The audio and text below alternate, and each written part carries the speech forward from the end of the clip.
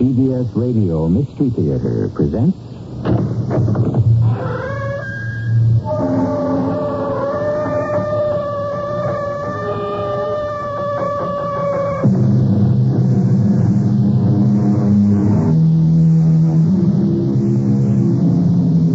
Come in. Welcome. I'm E.G. Marshall. I have a detective friend who from time to time gives me the inside story, a behind-the-headlines report on how the high become mighty, how robbers become barons, and the grand larcenous. This tale of skullduggery I'm about to reveal to you has never been surpassed or even equaled in the annals of crime. But then they don't make crooks like Donald Harvey anymore. At least I hope not. Mr. Kellogg, will you please stop asking me questions? Mrs. Rusk, investigation is my job. There's no way around it. I don't care what your job is. Please, go away. How can I talk to the police when 2 days after my husband's been killed, I get a letter from him as if he was still alive?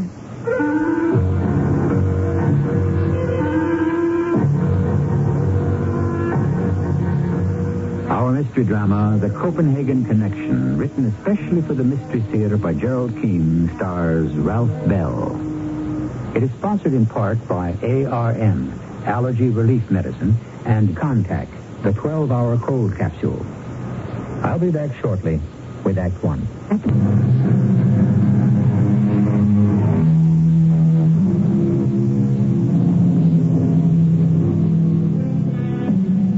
The time is today, or shall we say, quite recently. The place in the mountain ranges of California, 1,100 feet above the Mojave Desert. And the next voice to talk to us, that of Sam Kellogg of the California Patrol.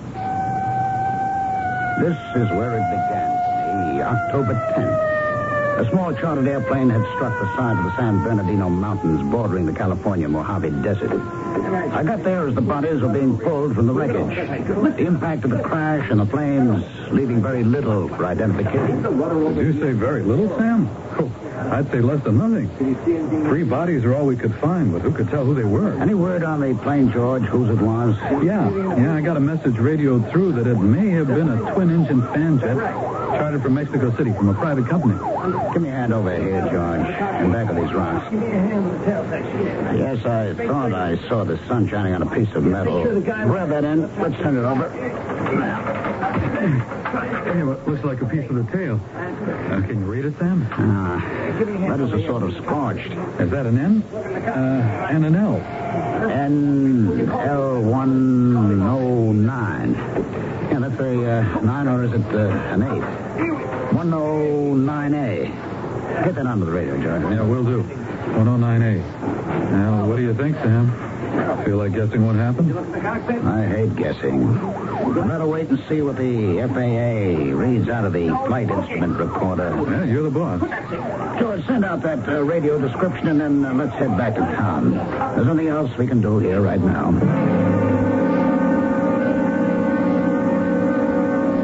Interesting thing about that flight instrument recorder.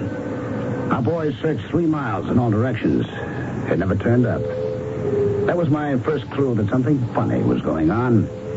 Then clues 2, 3, 4, and 5 came in mighty fast. Sam, I've got more on that plane crash. The guy who hired the plane was Donald Harvey. I wonder if it was the Donald Harvey, the one who's made a deal to sing to the Attorney General. Yeah, the king of the dope empire. He's not exactly the king, George. More like a prime minister. Hey, who heads up that big smuggling combine? It's a dame they call the Viking. The whole Copenhagen connection is his baby. A Viking? Yeah, I've never heard of him. Now, a few people have. The Viking stays out of sight. He's never even been photographed. How do they know Donald Harvey was on that plane? Well, his brother identified the remains. Doesn't that beat all? Not even the FBI knew he had a brother. Anyone else identified? Oh, yeah, the 2 others in the crash were, Juan Rodriguez, a pilot who worked for the Mexican Charter Air Company, and a man who's probably Harry Rusk, Harvey's assistant. It's not much to go on. We do know Harvey was a fugitive. He was indicted in Miami. He got his lawyers to try to cop a plea and has been on the run ever since. Well, that's not all, Sam. I just got a call from a man and his wife who live not 10 miles from where the plane hit. They swore they heard two sounds. One was an explosion in the air right over their heads, and then minutes later, they heard the plane smash into the mountain. Remember asking me yesterday, George, if I wanted to guess? Well, if I was to, I'd say it looks like somebody had a contract out on Harvey and scored a direct hit.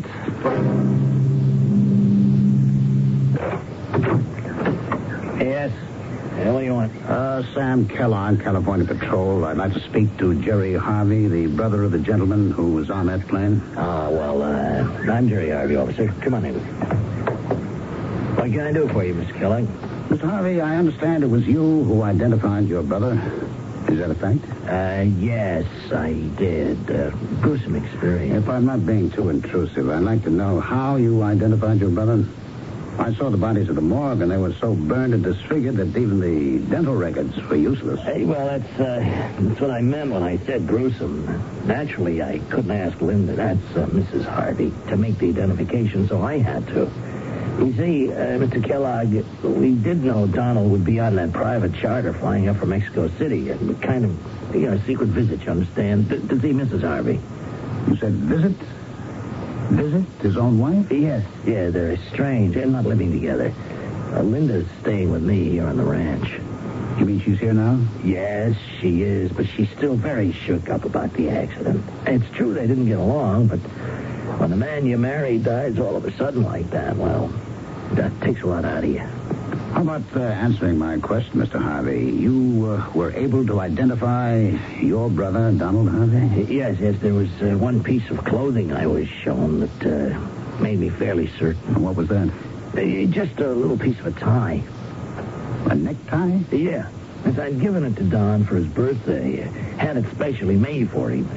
A tie with a red boat on it. I'd like to see that, if I may. Oh, well, I'm afraid you can't. Oh, why not? Well, after the body was released to me, out of deference to Linda and the family, I had Don cremated. The cause of the crash was as mysterious as ever. I took the next commercial flight out of L.A., touched down in Mexico City, and went to see the widow of the deceased pilot. She wasn't home. I waited.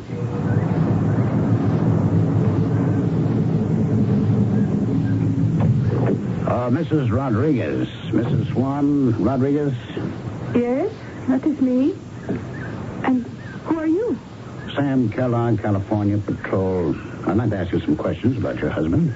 My husband? Oh, yes, of course. Anything. We should go into my house. Oh, I've lost my front door key. Where did I leave it? Perhaps you put it on the seat with the ignition key of your beautiful new car. Oh, I see. You are right. That is what I did. I'll get it. I'll come along with you, Miss Rodriguez. I've never seen one of these big babies close up. Oh, I like it, too. With your husband? Oh, no. I just picked it up. Oh. Suede leather seats. Sure must have set you back a couple of pesos, eh? Oh, here are the keys. Just as you said. Mr. Oh, I forgot the name. Please? Sam Kellogg. Oh. Please, you will come into my house? Thank you. How about answering my question, Mrs. Rodriguez? You asked me a question? What was it? I'm just interested to know how many pesos this big new car set you back. Oh, I had no idea. It was paid for by the company. The airplane charter company gave you that car as a gift? Oh, a gift? I don't know. They call it compensation. Oh, the insurance on his life, I suppose. I don't know. They just call me and say, it is yours, Mrs. Rodriguez. Take it home. Yeah. Mrs. Rodriguez, I plan to be here in Mexico City for a few days, and if I may, I'll call on you again. I want to know whatever your husband knew about his passengers. Oh, I don't think he knows anything. He flies where they tell him to fly. Oh, but of course I shall see you. Anytime. Good. By the way, what's the name of the head of the airplane charter service your husband worked for? Oh, the head?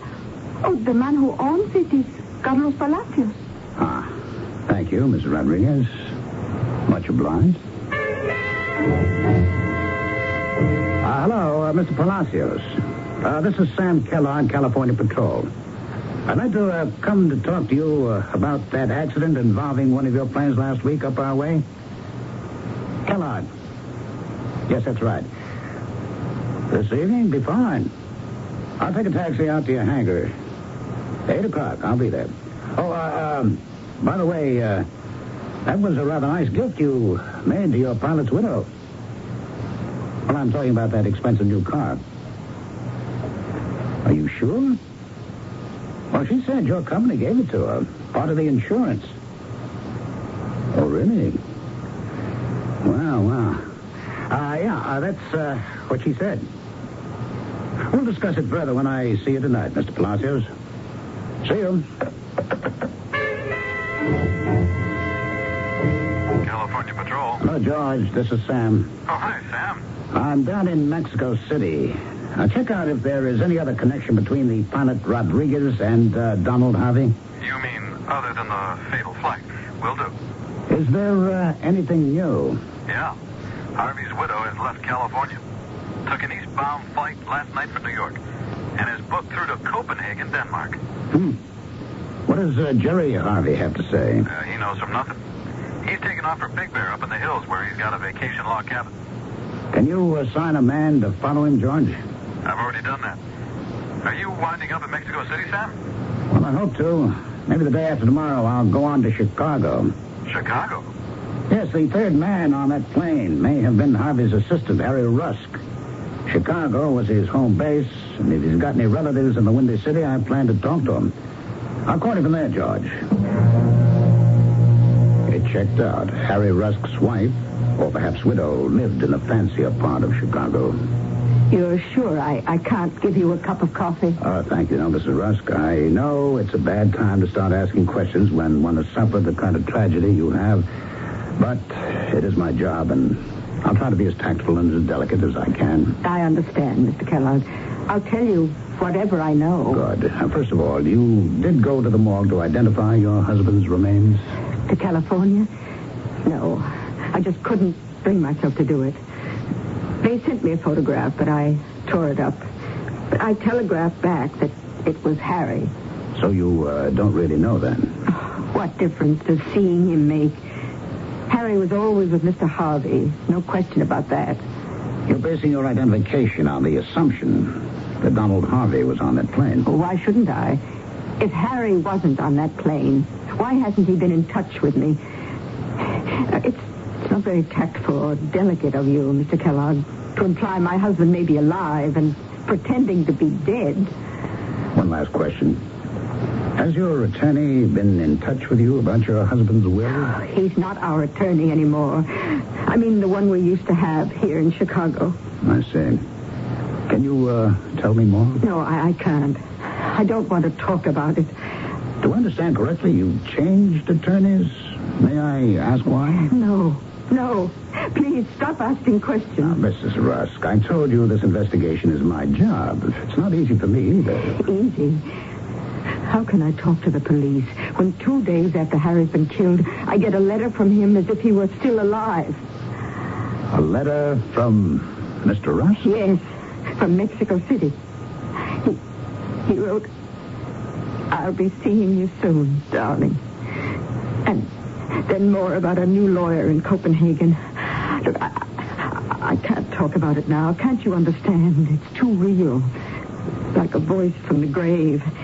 Now, will you please go away and stop asking questions? Please. Between Mexico City, the mountains of the Mojave Desert, and Copenhagen, there was a link. A lawyer there? Why? Mrs. Harvey on her way there? Again, why? Something was rotten in that state of Denmark, and my misgivings would not go away. My friend, the detective, tells me the great sleuths are great because they try never to overlook a single fact. The tiniest bit of fluff in a trouser cuff may hold a clue that sheds a light on a personal act that hides the motive that points a finger at the perpetrator of the crime. There's a nursery rhyme, something like that. I I'll try to remember it before the end of today's story, and I'll be back shortly with Act 2.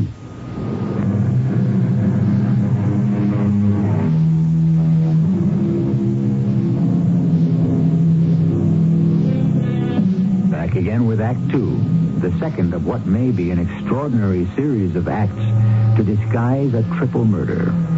The how it was done, the why it was done, is the mystery that confronts Sam Kellogg as he weighs the evidence in his California office with George Towers, his deputy. You know, George, when the facts don't dovetail, I work from the end back to the beginning.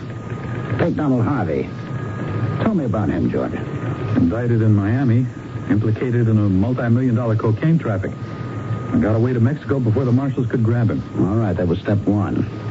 Then his attorneys got in touch with the FBI and the Attorney General and offered to squeal on the entire worldwide operation for a grant of immunity.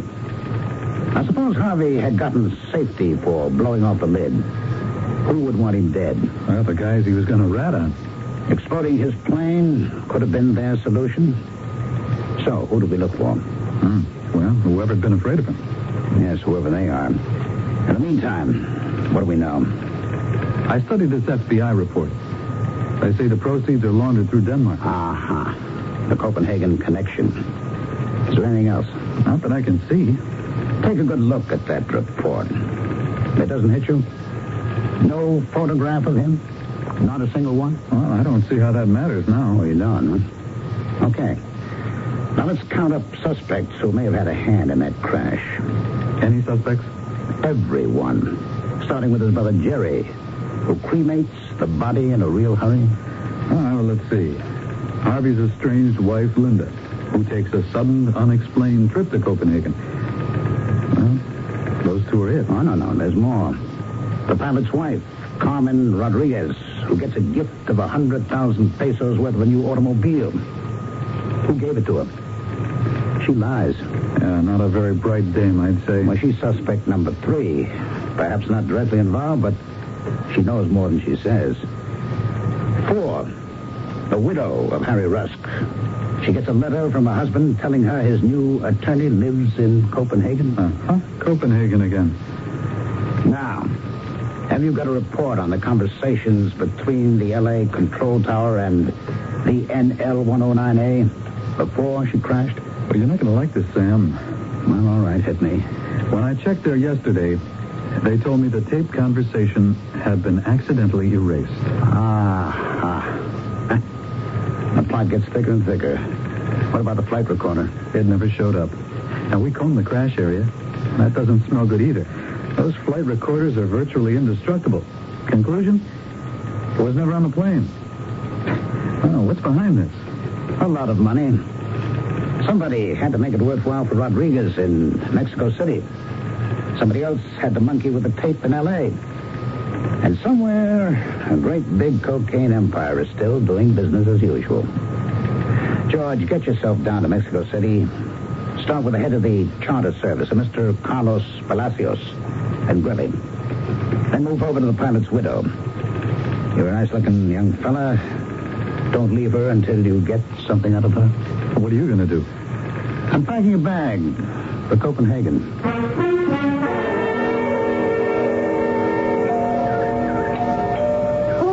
Why don't you open the door and see, honey? Oh, George! Oh, darling! What are you doing in Mexico City? Not out here, Carmen. You can hug me inside. Oh. I'm here on official business, baby. Oh, well, come in, you big fool.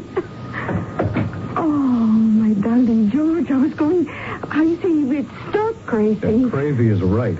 How could you be so dumb? What are you talking, George? My boss, Sam Kellogg, comes down here to interview you, and you drive up in a brand new car. Well, what is wrong? Look, let me finish. Then you tell him Palacios of the Charter Airways, who knows nothing from nothing, gave it to you as compensation for Juan's death. So? He could have? Oh, you fool. Don't you think Sam would check on your story? Why did you have to tell him that?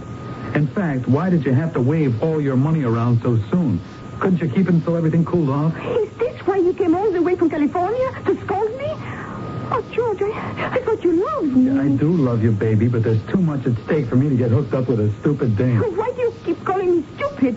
Look, I've got to come up with some story why you lied about the car. But that's not the big problem. Oh, what is? It's Jerry. If he finds out you were out of line, come on, you know what he's like. He would do nothing for a little mistake. Aren't we partners? Let me set you straight, Carmen. Right now, the number one man in the USA is Jerry, taking over from Don. Well, did he make the accident? Jerry had nothing to do with it, believe me. Then who? The Viking. Copenhagen. From the top? They gave the order? Who else? Jerry's trying to find out. He's afraid, I think. Maybe Copenhagen doesn't like Jerry either. Jerry could be next. So could you or I. Now do you understand, Carmen? No, George. Oh, thank heavens you're beautiful. It makes up for everything else. You like me, don't you, George? One last word, honey. Lay low. Don't spend any money. You're leaving? But you just got here. Got to put on my shield and go back to California and go see Jerry. Let me make myself clear, Mr. Knudsen. The reason I've come here to Copenhagen is that we're trying to clear up the death of Mr. Donald Harvey, the husband of your client, Mrs. Harvey. Now, there are a number of suspicious circumstances surrounding his death, and I have not yet been able to talk to his widow. Oh, I don't think, Mr. Kellogg, I can be of much help to you. There's such a thing as attorney-client privilege, and I'm not free to answer any questions unless I have my client's permission. I understand that, Mr. Knudsen, but my questions are so simple they won't require jeopardizing any confidences. Well, if we can proceed on that basis, by all means. All right, I gather then that you are representing Mrs. Donald Harvey. It's quite true, yes. Were you representing Mr. Harvey before that? I'm afraid I can't answer that. Well, could you arrange for me to see his widow? Well, when I see your speaker, I shall ask her, but as yet I haven't seen her. She's in Copenhagen, I believe, but I've yet to hear from her. One last question. Would you say that the matter you wish to discuss with Mrs. Harvey involves a great deal of money? Mr. Kellogg, you tickle me. You've asked what in both our law courts, yours and mine here in Denmark, is called a leading question. Now, I have not seen Mrs. Harvey, nor have I said there was something about which I wish to see her. As for money, a little or a great deal, what difference would that make? Mr. Harvey worked very hard for his money and made a considerable amount, so his widow is likely to benefit. Well, I shall certainly ask if she will see you. Good day, Mr. Kellogg. Hi, Jerry. How's the fishing? What are you doing up here, George? Boy, you got a good thing going for you up here at Big Bear. If I could get away from the patrol, believe me, here is right where I'd be. At the end of a fishing pole. George, you picked a bad time to pay a social call. I came up to find out the news and give you some. What news? There isn't any. And I got some for you. Sam Kellogg is in Copenhagen. He went to talk to Don's wife. That's Linda? He's getting mighty suspicious. Suspicious of what? That it was the Viking who was responsible for the accident, so he could get rid of Don. Does Sam really think that? He's going to try to prove it. Oh, George, you are something. When Don told me he was putting a state patrolman on the payroll, I thought he'd be smarter than you. Oh, if you and I had met before Don was killed, I don't think I would have okayed you. Hey, I thought I was doing okay. Well, let's hope in time you'll learn. Nobody had anything to do with that plane crash. Not the Viking, none of us. It really was an accident? It was. So you see, when a guy tries to rat on his pals, even though he was my brother, sometimes fate pays him off. Yeah, but that doesn't explain who paid off Carmen Rodriguez or why Linda Harvey hops on a plane for Copenhagen. You're the police officer, George. That's for you to find out. Now, all I know is we got rid of a rat. Now, business as usual. No indictments, no attorney general, no FBI, no hassle. Okay. So if you don't mind, Georgie, I'd like to get back to a little quiet fishing. I killed a day hanging around my hotel in Copenhagen, waiting for a word from Sven Knudsen. Next day, I wired George and then did some sightseeing. When I got back to the hotel, there was a message to meet Knudsen right away at his office. I got to the building. He was in the street, waiting. He jumped into my cab, gave the driver an address, and we were off. Where have you been, Mr. Kellogg? Sven, I I don't get you at all. First, you're putting up roadblocks about seeing the lady, and then it's, where were you? An hour ago, I got a call from Mrs. Harvey. She changed hotels twice, and she was staying at a small boarding house under an assumed name. I told her who you were, Mr. Kellogg, and she said to please bring you over right away. Is she in some kind of danger? Well, it's possible. There are those in Copenhagen who will do anything to even the score with her husband. Even now, when Don Harvey is dead? Even now.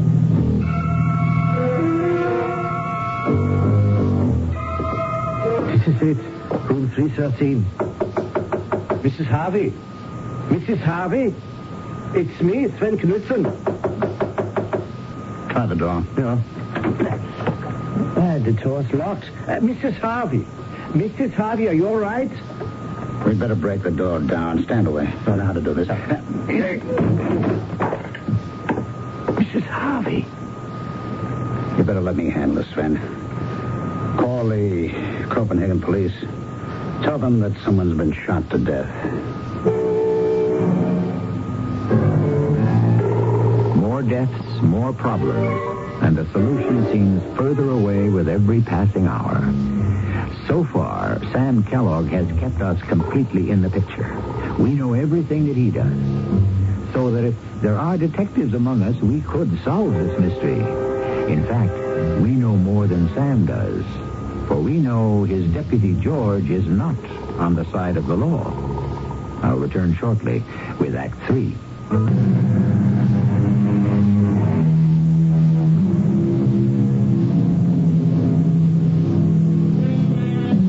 That nursery rhyme I was trying to remember that applies to the detection of crime goes like this.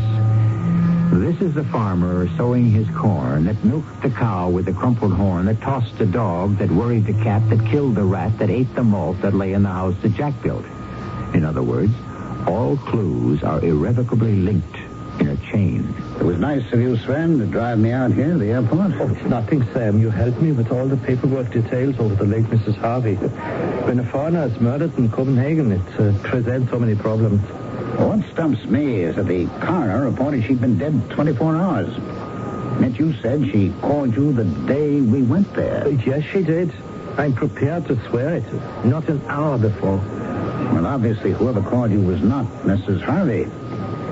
I wish I could stay on to tie up all these loose threads, but I've got to get back to California. Yes, well, I wish you could too, Sam. I learned a lot being with you. Well, let's hope the Copenhagen police come up with something. One thing I haven't resolved, Sven.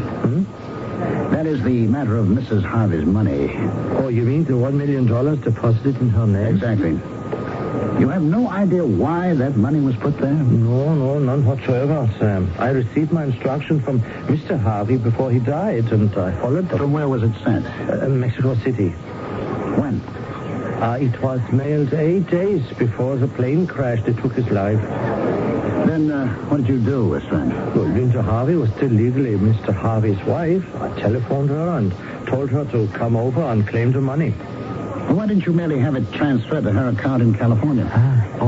It didn't occur to me, and she didn't mention it. That's hard to believe, Sven. Couldn't it have been because you were not certain it was clean money? I beg your pardon? No, never mind. You wouldn't tell me anyway. You will make sure that $1 million does not leave Copenhagen? It may very well belong to Uncle Sam. Oh, certainly. I'm only the trustee. Oh, by the way, do you have your plane ticket? Yes, I'm on the Intercontinental noon flight with a stopover in New York. Well, why don't you give me your ticket? I'll have it validated, and so you won't have to stand in line. All right. There you are. Good. And your passport? Yeah. Thanks. I'll be right back. You wait here. Sven, where are you going? What is it? What's the matter? Intercontinental's ticket counter's around to your right. We walked past it. It's not that way. Oh, I know it is. But if I go through the operations door over there, I can have it taken care of in the office much faster. Boy, you really know your way around this airport. Well, I should. Before I became a lawyer, I used to pilot these 707s for Intercontinental. I'll be back in a few minutes. So Sven Knudsen used to be a pilot. Stow away that bit of information. It was as automatic a reflex of me as blinking my eye. I knew I should follow that Danish lawyer, and I did. through a door, up some stairs, and into a room filled with tickers and flight monitors. I could see Sven Knudsen at the far end of the room talking to someone. Trying to get closer, I didn't see an airport guard bearing down on me. Excuse me, sir. Huh? But passengers are not allowed in this part of the tunnel. I'm an officer of the law, California. I've been following someone. Oh, may I see your identification, please? Yes, here we are. That's my badge and ID card. Samuel Kellogg, California Patrol. May I see your passport, please? Well, I haven't got it on me. I gave it to an attorney. Oh, yes? He was over there a moment ago. Mr. Kellogg, if you don't mind, I have to ask you to accompany me to the security office. This way, please. Which way are we headed? Oh, no, not that way, Mr. Kellogg. Not up the escalator. Follow me. Well, that woman halfway up the escalator. I'm sure I've seen her Mr. before. Kellogg, let's not play games. Through this door, please. Hey, where have you been? I've been looking for you everywhere. Your flight leaves in a few minutes. God, this is the attorney who has my passport. Sven, will you show it to the airport security guard, please? Of course. Here you are. I can vouch for this man. He's an American police officer. Ah, yes, very good. Have a pleasant journey back to America. Good day, sir. And here's your ticket and your boarding pass, Sam. Yes. Of course. That's who it was, Mrs. Harry Rusk. Who? I saw her just now going up an escalator in the terminal. What do you suppose she's doing in Copenhagen? I don't know the lady. Oh, come on, Sven. You must Harry Rusk's wife, Rusk, Harvey's right-hand man. I'm sorry, I was never introduced. Oh, that's me. All right, Sven, thanks again. I hope I see you again soon. Well, why would you wish that? Well, maybe because I learned a lot being with you. Why was that Danish lawyer, Sven Knudsen, stonewalling me? Of course he knew Mrs. Harry Rusk and a great deal more. The time and the plane's takeoff stopped me from checking into. We were airborne, and as the flight attendants pulled down the shades for the in-flight movie, it occurred to me that perhaps Mrs. Rusk was on this very same plane. I started my search up one aisle and down the other. You? Hello, Mrs. Rusk. Do you mind if I sit beside you? I didn't expect to find you on your way back to the States from Copenhagen. I came to Copenhagen to meet with Howard, the new lawyer. Yes, was his name Sven Knudsen? Oh, I guess. Well, I thought so. And you came because a large sum of money was to be given to you from your husband? You seem to know much more about this than I do. Mrs. Rusk, of all those connected with the plane accident, I do believe that you've tried to be honest with me. So I'll be candid with you. What would you say if I said it's possible that your husband is alive? What? That someone took his place on that fatal trip from Mexico City? Oh, you've upset me terribly. Will you excuse me for a moment? Which way are the bathrooms? They're some right up forward. Oh, I want to take something. I really don't feel at all well. Minutes went by. I kept my eye on the forward part of the plane, but it was hard to see anything. After about 10 minutes, I got up and went forward to find Mrs. Rusk. I found her all right, doubled up in one of the toilets. Someone had tried to strangle her, and she had fainted.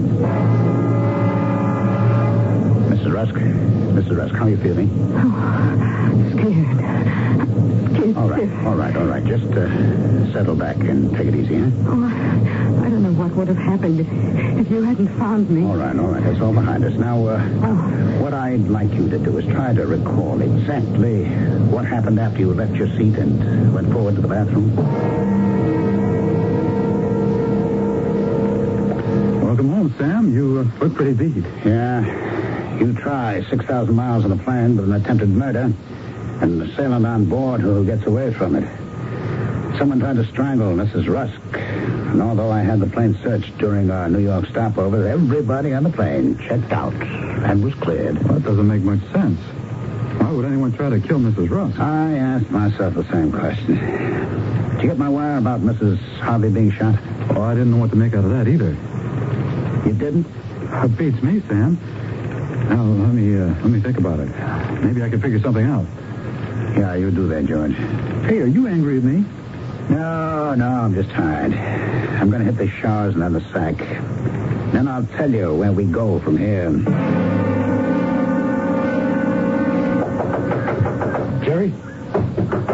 Jerry, let me in the cabin.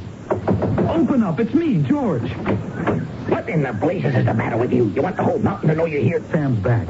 The crash was no accident, Jerry. You say. Sam says it was fixed. And I tell you, the Viking told me he had no hand in it. That must have been an accident. But it is possible the Viking had a contract out on Don, and whoever had it, well, may have let it get out of hand. They could have jumped the gun. Sure, it's possible. Anything's possible. But in this business, George, there's a chain of command. And what the Viking says goes. Did he tell you face to face? I never met the man. Don was the only one who ever did. Viking takes care of the shipments, and Don and I did the selling. And that crash was an accident, believe me. All right, Jerry, if you say so. I just wish I'd met your brother, Don. Well, you were just beginning with us. All he could trust you with was the pickups and the deliveries. Now, George, move your tail out of here. George Stewart! Jerry Harvey! This is Sam Keller. You are surrounded. I advise you to open this cabin door and come out with your hands up. That's Sam. What's the matter with him? I'll go and talk to him. Hey, Sam! Everything's under control. It's me, George. I know it's you, George. Now, you just tell your friend Harvey to come out that door with you. But Sam! Don't make me do anything hasty, George. Your hands up, and Harvey's right high in the air. Now, come on out. Both of you. Unless you'd like us to come in there after you.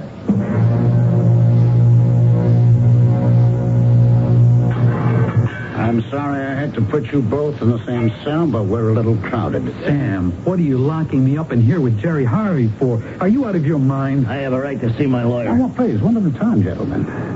No, George, I'm not out of my mind, but I admit I was a little slow in wising up whose side you were on. And Mr. Harvey, your lawyer will be here in a moment. He's in Copenhagen. No, I'm afraid he isn't. Guard, will you escort the gentleman with the briefcase to the cell block, please? Mr. Harvey, your lawyer is Mr. Sven Knudsen, isn't he? Yes, but how did I... He'll be here in just a moment. Sam, can you tell me one single thing I should be put behind bars for? All right. How about conspiracy, George, just for openers? Here we are. Mr. Knudsen, I'm glad you could join us. I believe you have a client in this cell. Guard, would you unlock the cell door, please? If you would be so good as to step inside. Thank you, sir. Gentlemen, this is going to be quite a session. I advise the three of you to make yourselves comfortable and listen. I should like it understood that I'm in your jail under protest, and as a Danish citizen, I demand to be released. Demand? You can demand all you like, Sven, but I think you'll not want to miss what I have to say. You see, there was once a man called Don Harvey. He knew that another gentleman, whom we shall call the Viking, had a contract out on him. So Harvey engineered that crash to make it look accidental. He got some poor slob to substitute on the plane for him, and with a timed bomb, also sent an innocent pilot and his own assistant to their death. As Mr. Knudsen will confirm, Donald Harvey did not die. Isn't that so, Sven? I have never met the gentleman. All right, then let me introduce you. The gentleman seated right next to you is Donald Harvey. He has no brother called Jerry. He never had. Jerry is Don Harvey? Oh, yes, George. But Don wasn't all bad. Were you, Don? He took care of people so they'd keep quiet, wouldn't question his death. He had money sent to the pilot's widow, to his own ex-wife, to his assistant's wife. Sizable sums. But you had other ideas, didn't you, Sven? Why hand all that money over to those women? Perhaps a little double cross? You are holding me in an American prison under protest. He has no jurisdiction over a Danish citizen. Oh, but I do. For crimes committed against an American citizen. I think we can prove that you shot and killed Mrs. Harvey in Copenhagen and attempted to strangle Mrs. Rusk on an intercontinental flight in midair. I was not on that flight. Have you forgotten, Sven? You most certainly were. As a former pilot, All you had to do was ask your old buddies, could you fly with them in the cockpit? And naturally, when we came into New York, they were reluctant to tell the authorities of your little joyride. It's against regulations, isn't it? It's pure speculation, Mr. Kellogg. I demand to see the Danish ambassador. And so you shall, sir. The ambassador has been notified that we have apprehended a man both our countries have long been looking for. The mastermind of the Copenhagen connection.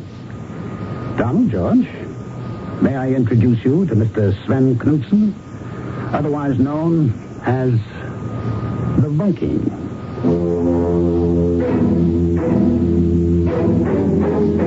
By way of postscript, I'd like to reassure you about one thing. Should you run into any person with a similar name to the characters just portrayed on Mystery Theater, don't be alarmed. Their real names I have kept secret. So you can shake hands with any Sven Knudsen or Don Harvey or George Towers without any hesitation. They are all quite innocent. I shall be back shortly. I'm Susan Anton, and there is a better way to sleep. The perfect sleeper. It's a good feeling to sleep the night away on a perfect sleeper. Faster to be a perfect sleeper. By a perfect sleeper, faster. Firmness that feels good.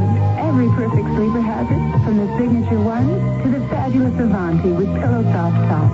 Choose from a full range of comfort and firmness combinations and enjoy firm, deep support for your back and luxurious comfort on top for you.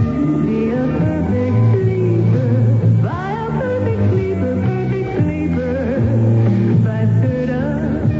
Be a perfect sleeper. Buy a perfect sleeper, faster up. Take your contact, take it now. Give your code to contact. Before you choose a cold medicine, you should know that no cold tablet, no cold liquid has found the way to give you Contact's continuous relief. One Contact works after 12 hours. Helps relieve all your congestive symptoms. All day, all night. That's the wonder of Contact. Give your code to contact. Take over as directed. I'm not at all old-fashioned, except about my thirst. 'Cause when I need refreshment, old-fashioned days come first. One thing I can depend on when I get parched and dry, to take the good old-fashioned lemonade, right in country time. Country time, country time. Tastes like that good old-fashioned lemonade. Not too tart, not too sweet. With natural lemon flavor. Country Time lemonade flavored drink. Tastes like that good old-fashioned lemonade.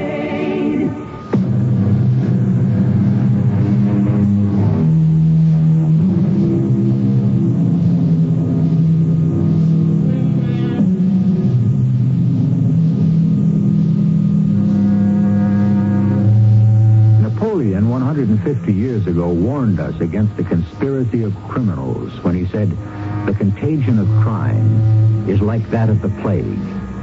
Criminals collected together corrupt each other. They are worse than ever when at the end of their punishment they return to society.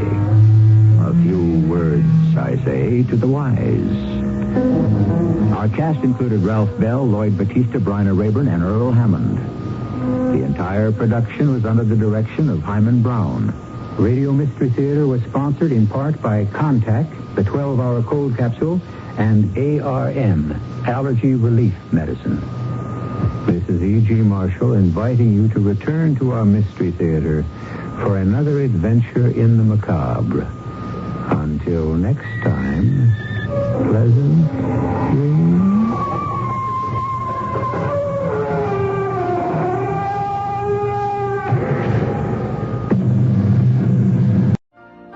You've been listening to the OTR Gold Network.